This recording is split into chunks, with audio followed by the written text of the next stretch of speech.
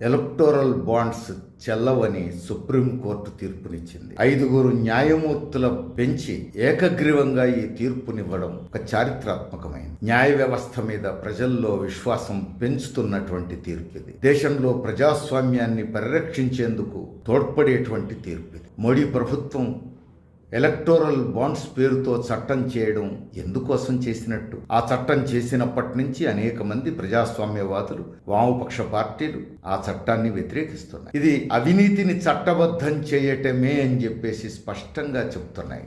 అయినా మోడీ ప్రభుత్వం అవినీతిని చట్టబద్ధం చేయడానికే సిద్ధపడ్డది. కోట్లకు కోట్లు, వందల కోట్లు పెద్ద ఎత్తున దొడ్డిదారిన విరాళాల పేరుతో సమకూర్చుకునేందుకు ఈ ప్రయత్నం చేసింది. అవినీతిని చట్టబద్ధం చేయటమే అని ఎందుకంటున్నాం? వీరు ఎంత డబ్బైనా విరాళంగా ఇవ్వచ్చు, ఏ పార్టీకైనా ఇవ్వచ్చు.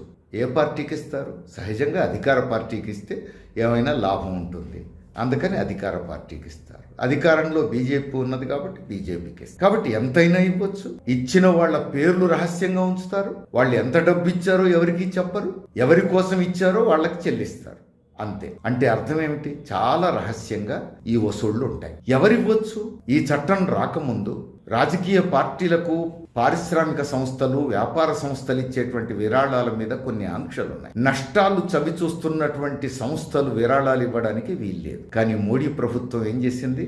ఎలక్టోరల్ బాండ్స్ పేరుతో నష్టాల పాలైన సంస్థలు కూడా ఎంతైనా విరాళం ఇవ్వచ్చు అని చెప్పేసి చేసింది. అంటే అర్థం ఏమిటి?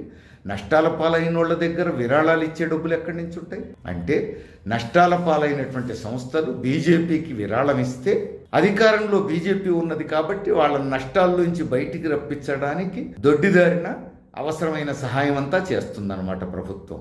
మోడీ ప్రభుత్వం వాళ్లకు ఉపయోగపడేటువంటి జీవోలు తెస్తుంది, వాళ్లకు ఉపయోగపడేటువంటి విధానాలు తెస్తుంది. ఆ విధంగా భారతదేశ ఖజానాను వాళ్లకు దోచిపెడుతుందన్నమాట. అంటే నీకిది నాకది, క్విడ్ ప్రోకో, పంచుకొని తినడానికి వీలయ్యేటువంటి విధానం ఎలక్టోరల్ బాండ్స్ పద్ధతి. సహజంగానే ఇది వచ్చినప్పటి నుంచి పెద్ద ఎత్తున 90% పైగా విరాళాలు వస్తున్నది బీజేపీకే.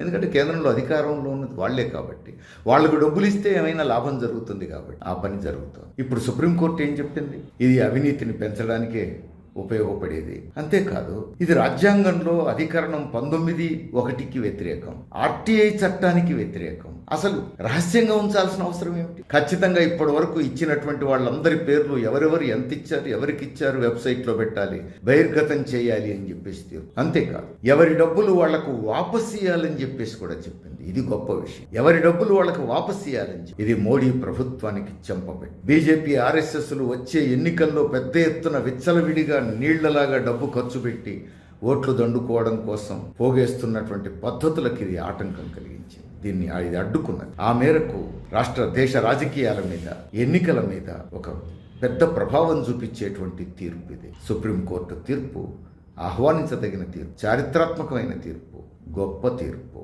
ప్రజాస్వామ్యవాదులందరూ హర్షించవలసినటువంటి తీర్పు.